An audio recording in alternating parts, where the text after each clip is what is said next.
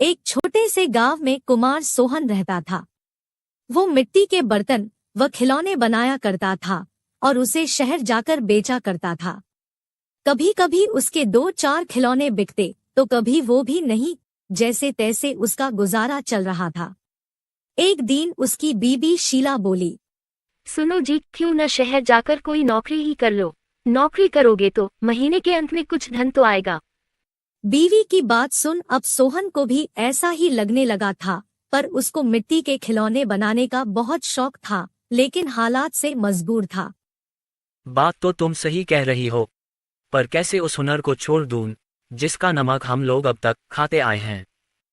मैं जानती हूँ आप बहुत मेहनत और लगन से खिलौने बनाते हो, पर बाजार में बिक्री ना होने से अब हमारा गुजारा नहीं होता। अब तो यह हालत हो गई है कि रसोई में अन्न का एक दाना भी नहीं बचा। ठीक है, मैं कल सुबह ही शहर जाकर कोई न कोई नौकरी तलाश करता हूँ। अगले दिन वो शहर के लिए रवाना हो गया और एक व्यापारी के पास वह नौकरी करने लगा। सोहन वहां नौकरी करता तो जरूर था, पर उसका मन अभी भी अपने चाक और मिट्टी के खिलौनों में ही रहता था। समय बीतता गया। एक दिन शहर में जहां वह काम करता था, उस मालिक के घर पर उसके बेटे निखिल का जन्मदिन था। सब महंगे महंगे तोहफे लेकर आए। सोहन ने सोचा, क्यों ना मैं मिट्टी का खिलौना बनाऊं और बच्चे के लिए लेकर जाऊं। वैसे भी हम गरीबों का तोहफा कौन देखता है।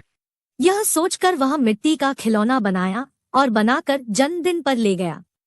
जब दावत खत्म हुई तो निखिल की नजर उस मिट्टी के खिलौने पर पड़ी। उसे वो हाथ में उठा लिया और खुश होकर और भी बच्चों को दिखाने लगा। खिलौना सभी बच्चों को बहुत पसंद आया और जिद करने लगे कि उनको भी वैसा ही खिलौना चाहिए। यह सब देख सभी मेहमान एक दूसरे की तरफ देखने लगे और एक ही बात पूछने लगे, अरे वाह, इतना शानदार तोहफा कौन लाया है?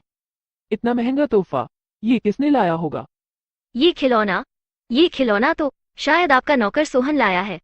इतना सुनते ही सब हैरान हो गए। सभी एक दूसरे का चेहरा देखने लगे।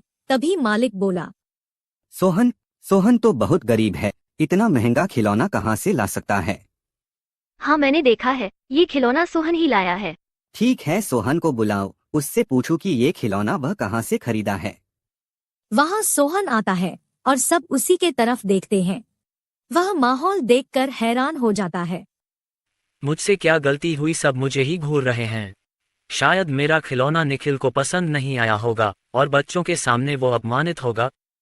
कोई बात नहीं, मैं माफी मांग लूंगा। मालिक, क्या आपने मुझे बुलाया? हाँ सोहन, क्या यह खिलौना तुमने दिया है? हाँ मालिक। तुम यह खिलौना कहाँ से लेकर आए हो और इतना महंगा तोहफा तुम लाए कैसे?